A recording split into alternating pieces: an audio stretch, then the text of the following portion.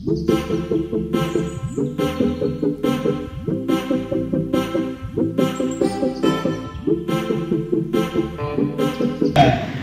மாவட்ட ரயில் பயணிகள் மற்றும் பயனாளர்கள் அனைவருக்கும் வணக்கம். இந்த மிக முக்கியமான ஒரு போராட்டத்தை முன்னிட்டு இந்த தமிழகத்திற்கு முன்மாதிரியாக ஒரு செயல் திட்டத்திலும் இங்கு வீட்டிற்கும் சந்திரநாராயணன் நன்றியும் பாராட்டுகளும். அதாவது ஒரு விஷயத்தை கான்ஸ்டண்டா செய்யக்கூடிய விதம் ஒன்று இருக்கு. கிட்டத்தட்ட இந்த போராட்டத்தை பொறுத்த வரைக்கும், அதாவது மதுரை கோழி அகல ரயில் பாதையாக இருந்தாலும் சரி, திண்டுக்கல் குமளி அகல ரயில் பாதை அமைப்பு நிர்வாக ரீதியான செயல்பாடுகளாக இருந்தாலும் சரி, நமது தேனி மாவட்டத்தில் மட்டுமல்ல, நீங்க இதை குறிப்பா எடுத்துக்கணும், தமிழகம் முழுவதிலும் இப்படி ஒரு தலைவர் தேனி மாவட்டத்தில் மட்டும்தான் உள்ளார் என்பதை நான் தெரிவித்துக் கொள்கிறேன். அதாவது இங்க நிறைய பேர் வருத்தப்பட்டாங்க, ஏன்னா இங்க 100 பேர் இருக்கோம், 50 சொன்னாங்க. ஆனா இன்னைக்கு உட்கார்ந்து இருக்கிற அத்தனை பேரும் பாத்தீங்கன்னா ஒவ்வொரு ஆளும் 20 பேருக்கு சமம். அப்ப இன்னைக்கு இந்த மீட்டிங்ல இருக்கிறது ஒரு 2000 பேர் இருக்கலாம். ஏன்னா எல்லாருமே அனுபவசாலிகள். வாழ்க்கையில அனுபவம் ரொம்ப முக்கியமான விஷயம். ஏன்னா கடந்து வந்த பாதைகள் இன்னைக்கு இந்த மாபெரும் உண்ணாவிர போராட்டத்தில் இளைஞர்கள் பார்க்க முடியல.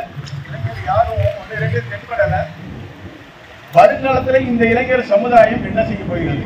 இந்த இளைஞர் சமுதாயத்திற்காக இத்தனை பேர் கூடி இங்கிருந்து லோயர் கேம்ப் ஆனாலும் சரி, சபரிமலை திட்டமானாலும் சரி, திண்டுக்கல் தேனி திட்டங்களாக இருந்தாலும் சரி, அதற்காக நாம் பாடுபட்டுக் கொண்டிருக்கிறோம். அது நிச்சயம் ஒரு நாள் நிறைவேறும். அதாவது விதை போட்டாச்சு. 2001ஆம் ஆண்டிலே இதுக்கான விதைகளை போட்டாச்சு. சமயங்கள் இருக்குது. ஆனா குறிப்பா ஒரு விஷயத்தை நான் இங்க சொல்ல விரும்புகிறேன். ரயில்வே நிர்வாகம் மெத்தனமாக இருப்பதில் எந்த சந்தேகமும் இல்லை. ஏன்னா அண்ணாச்சி சொன்ன மாதிரி ஒரு திட்டத்தை டேபிள் ஒர்க் மூலமாகவே மிக ஷார்ட் அண்ட் ஸ்வீட்டா பண்ண முடியும். ஆனா அவர் இத்தனை ஆய்வு தேவையா அப்படின்னா அது கொஞ்சம் நம்மளை மனம் வருத்தப்பட வைக்கிறது. ஏன்னா மக்கள் பயன்பாடு என்பது மிக முக்கியமானது. இந்த மதுரை கோடி நேரோ கேஜாக இருந்த போது குட்ஸுக்காக மட்டும், அதாவது சரக்கு போக்குவரத்துக்காக மட்டும்தான் பயன்படுத்தப்பட்டது. ஐயா காமராஜர் ஐயா வந்த பிறகுதான் இந்த ரயில் பாதையில் பயணிகளுக்காக 1960 காலகட்டங்களில் முதல் முறையாக பயணிகள் போக்குவரத்து தொடங்கப்பட்டது. அப்பொழுது தேனி மாவட்ட மக்களுக்கு பயன்பெறும் வகையில் காலை 6 மணிக்கு போடியில் இருந்து ஒரு வண்டி இருந்தது. அதே நேரத்தில் 8 மணிக்கு மதுரையிலிருந்து ஒரு வண்டி கிளம்பி இங்கு வரும். அதே போல் மதியம் 3 மணி அளவில் இங்கிருந்து கிளம்பும் வண்டி ஒன்று மதுரை சென்றடையும். அதன் பின் மதுரையிலிருந்து கிளம்பும் வண்டி ஒன்று போடிநாயக்கனூர் வரும். அதை மட்டும் இப்படி பாத்தீங்கன்னா நீங்க 4 ட்ரிப் ஆக்சுவலா அந்த காலத்துல கிட்டத்தட்ட காமராஜர் ஐயா காலத்திலேயும் 4 ட்ரிப் அடிச்சிருக்காங்க. ஆனா இன்னைக்கு 2025 ஒரு நாளைக்கு 1.5 ட்ரெயின் ஓடுங்க. 1.5 ட்ரெயினுங்கிறது சரி, ஒருவேளை இந்த பகுதியில வருமானம் இல்லையோ, ஒருவேளை ரயில் பாதை திட்டம் போட்டு வேஸ்டா, அப்படி கிடையாது. இந்த 2 ஆண்டுகளாக தேனியோட வருமானம் 2,40,00,000 ரூபாய். இந்த 1.5 ட்ரெயினை வச்சுட்டு இவங்க நம்ம தேனி மாவட்ட மக்கள் பங்களிப்பு பாருங்க. கிட்டத்தட்ட திருச்செந்தூர் பகுதியில் எவ்வளவு வருமானம் கிடைக்கிறதோ அதில் 1/4 பங்கு இந்த 1.5 ட்ரெயினில் கிடைக்கிறது. அதே மாதிரி பாத்தீங்கன்னா கோடி வருமானம் பாத்தீங்கன்னா 2,38,00,000 ரூபாய் வருமானம். அதாவது பேசஞ்சர் வருமானம் மட்டுமே. இதுல இந்த கமர்ஷியல் ரீதியான வருமானங்கள் வெளியிடப்படுவது இல்லை, விவரங்கள் வெளியிடப்படுவதில்லை. அதனால அது தெரியல நமக்கு. ஆக மொத்தம் ஒரு ஆண்டுக்கு இந்த மதுரை போடி செக்ஷனில் மட்டும் வருமானம் கிட்டத்தட்ட 6 கோடியிலிருந்து 8 கோடி வரை வந்து கொண்டுதான் இருக்கிறது. இந்த பகுதிக்கு ஏன் ரயில் விட மறுக்கிறது ரயில்வே நிர்வாகம்? இது மிக முக்கியமான ஒரு விஷயம். திண்டுக்கல்லிலிருந்து தேனி வரை ஏன் அகல ரயில் பாதை அமைக்க வேண்டும்? மக்களுடைய பயன்பாட்டில் அது நேரத்தை சுருக்கும், பயண நேரத்தை சிக்கனமா வச்சுக்கிறோம். அதே மாதிரி விரைவாக ஒரு இடத்துக்கு சென்று அடையலாம். எதுவும் மதுரை போற நேரத்தில் நம்ம திண்டுக்கல்கே போயிடலாம். இது ஒரு முக்கியமான விஷயம். கிட்டத்தட்ட 1.5 கோடி பக்தர்கள் தேனியை கிராஸ் பண்ணி தான் சபரிமலைக்கு போறாங்க. மிக அதிகமாக வாளையாறு செங்கோட்டை பகுதியில் 2 கோடியிலிருந்து 2.25 கோடி பக்தர்கள் போகிறார்கள்னா இங்க நம்ம தேனி வழியாக 1.5 கோடி பக்தர்கள் போகிறார்கள்.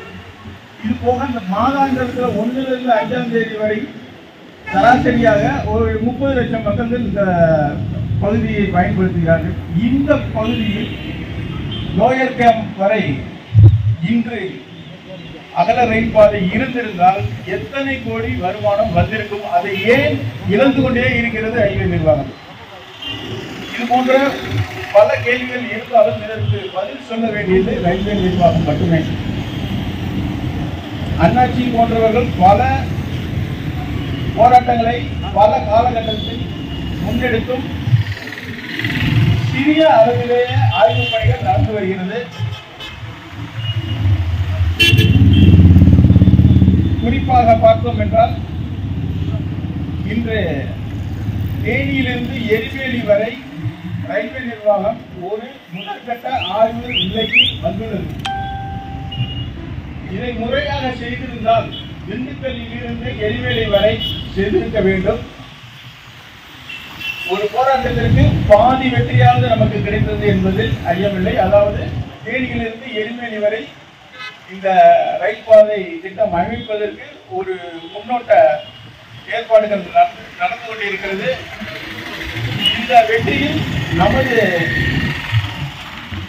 திண்டுக்கல் குமணி அகல ரயில் பாதை போராட்ட குழுவின் ஒரு பங்களிப்பும் இருப்பதில் எந்த ஒரு ஐயமும் இல்லை. இரண்டாவதாக நமது தேனி மாவட்டத்திற்கு முக்கிய தேவையான ரயில் திட்டங்களில் இந்த போடி மதுரை செயல்படுத்த பின் இங்கிருந்து துரதிருஷ்டவசமாக காலை நேர ரயில் ஒன்று இல்லாதது மிகவும் வருத்தமளிக்கிறது. ஒருவேளை மதுரையிலிருந்து ஒரு ட்ரெயின் காலையில கிளம்பி அது போடிக்கு வருது, அப்ப அது எந்த மாவட்டத்துக்கு பயனுள்ளதா இருக்கும் நீங்களே சொல்லுங்க.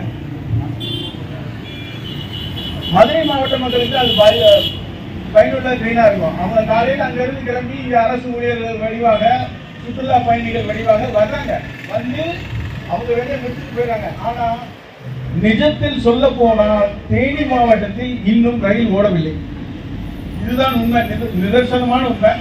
இங்கிருந்து வயதானவர்களும் சரி, பள்ளி மாணவர்களும் சரி, கல்லூரி மாணவர்களும் சரி, வயோதிகர்களும் சரி, நோயாளிகளும் சரி, எத்தனையோ பேர் இன்றும் மதுரைக்கு தங்கள் பணிக்காக இங்கு ஓடிக்கொண்டிருக்கும் 300 பேருந்துகள் மூலமாக போய்கொண்டுதான் இருக்கிறார்கள். ஆனால் இந்த ரயில்வே நிர்வாகத்திற்கு ஏன் ஒரு திட்டமிடுதல் இல்லை?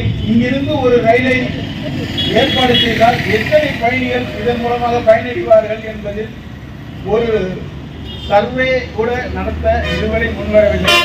இதுவும் வருத்தமளிக்கிறது. உண்மையாக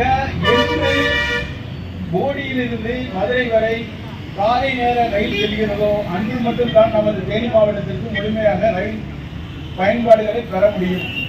அதே போல் இந்த சென்னை ரயிலானது நீங்க சொன்னா நம்ப மாட்டீங்க, கிட்டத்தட்ட இன்னைக்கு தேனி மாவட்டத்தில் அதிகப்படியான மாணவர்களும் சரி, ஐடி துறையில் வேலை செய்வோரும் சரி, இந்த 3rd கிளாஸ் மற்றும் 2nd ஸ்லீப்பர் ரயில் பெட்டிகளை பயன்படுத்தி ஒரு நாளைக்கு சராசரியாக தேனி மற்றும் 186 பயணிகளை கையாளுகிறது.